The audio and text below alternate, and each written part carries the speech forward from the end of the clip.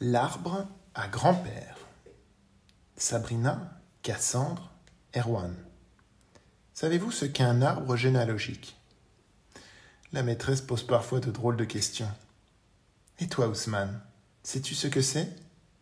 Moi? Je connais le pommier du jardin de Monsieur Prosper, un gros châtaignier tordu et même des saules qui pleurent. Mais un arbre généalogique, je n'en ai jamais vu. D'ailleurs, j'en suis sûr, personne dans la classe n'en a entendu parler. À part Sophie, bien sûr. Elle a sûrement appris le nom de tous les arbres de la terre par ordre alphabétique. Tiens, justement, c'est elle qui répond. Comment? Elle dit que c'est un arbre où l'on met les grands-pères et les grands-mères. Oh là là, pauvre Sophie, il a dû lui pousser un bonsaï dans la tête. Cela nous fait bien rire, mais la maîtresse répond qu'elle a raison. Ça alors, des grands-pères et des grands-mères perchés sur des branches? Mais qu'est-ce qu'ils font là? En tout cas, mon grand-père ne voudra jamais monter dessus, c'est sûr. Alors, la maîtresse explique qu'un arbre généalogique n'est pas vraiment un arbre, il en a juste la forme. Il permet de présenter l'histoire d'une famille. Et elle nous demande d'apporter une photographie de nos parents, de nos grands-parents, et de les interroger sur leur vie. Pour papa et maman, pas de problème, mais pour grand-père, catastrophe. Comment le convaincre que ma maîtresse veut sa photo? De retour à la maison, je la lui demande quand même. Il me regarde droit dans les yeux et il me dit « Jamais personne ne m'aplatira sur une image, même pas ta maîtresse. »« Mais grand-père, c'est juste pour la mettre dans un arbre. » « Un arbre. Elle va accrocher ma photo à un arbre. Mais je vais lui dire 2 mots. » Justement, elle veut aussi que tu lui racontes ta vie. Alors là, grand-père se calme. Il adore parler de lui. « Ah, tu pourras lui dire qu'il y a très longtemps, j'habitais un petit village en Afrique. Très loin d'ici, mais très près du désert. N'oublie pas de lui raconter aussi que j'étais forgeron. Je fabriquais des lances et des outils. Mais tu ne m'écoutes pas? La vie de grand-père me passionne d'habitude, mais aujourd'hui, je me sens embarrassé. Je réalise que je devrais parler de notre famille devant toute la classe. Grand-père, j'ai peur que les autres se moquent de moi. Tu es le seul grand-père qui s'appelle Karamoko. Et alors? Tu leur expliqueras que mon prénom signifie « grand chasseur de lions ». Il y a de quoi être fier, non? Oui, enfin, quand il y a des lions. Tu n'auras qu'à ajouter que j'ai traversé le désert. Oui, mais toi, c'était sur un dromadaire. Le grand-père de Sophie, lui, a fait le Paris-Dakar, et en voiture. Dis-leur que la nuit, je me suis guidé grâce aux étoiles. Mais ici, les rues sont éclairées, tu sais. Et si tu parlais de mon couscous? Je sais bien le faire, non? Oui, mais tu le manges avec les doigts.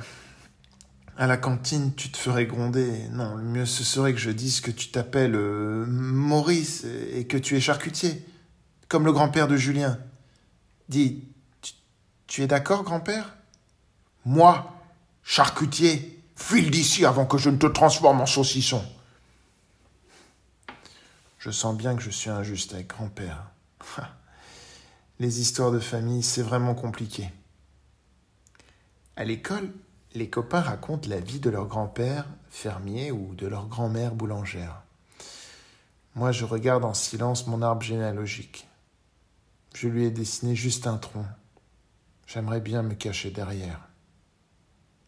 Mais la maîtresse insiste. L'histoire de votre famille a commencé bien avant vous, et vous la continuerez à votre façon.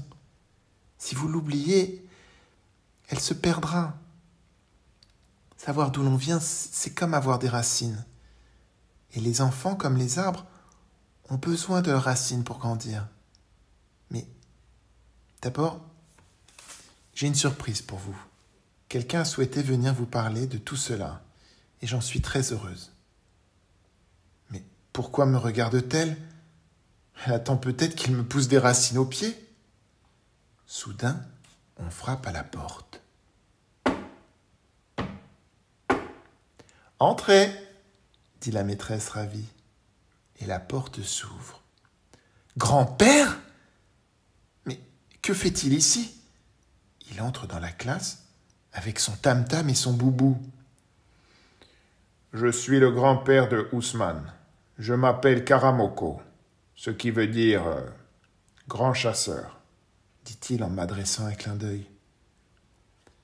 Je viens raconter une histoire que le vent du désert m'a apportée. Boum, boum, boum. Son tam-tam résonne aussi fort que mon cœur. À chaque coup, je m'enfonce un peu plus sur ma chaise. Ah, le désert. Savez-vous qu'il n'y a rien de plus beau au monde et rien de plus terrible aussi, car le désert avance toujours plus loin et transforme en poussière tout ce qu'il touche. Et rien ni personne ne l'arrête.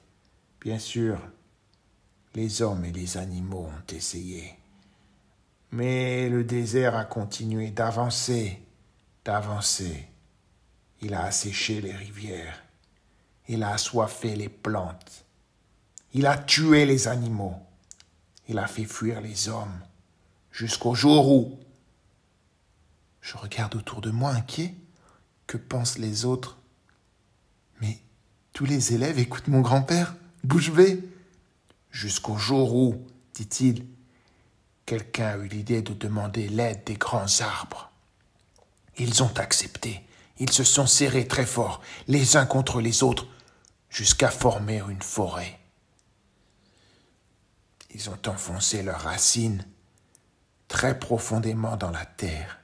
Et ils ont attendu, courageusement. Le désert s'est approché d'eux. Mais jamais il n'a pu traverser la forêt.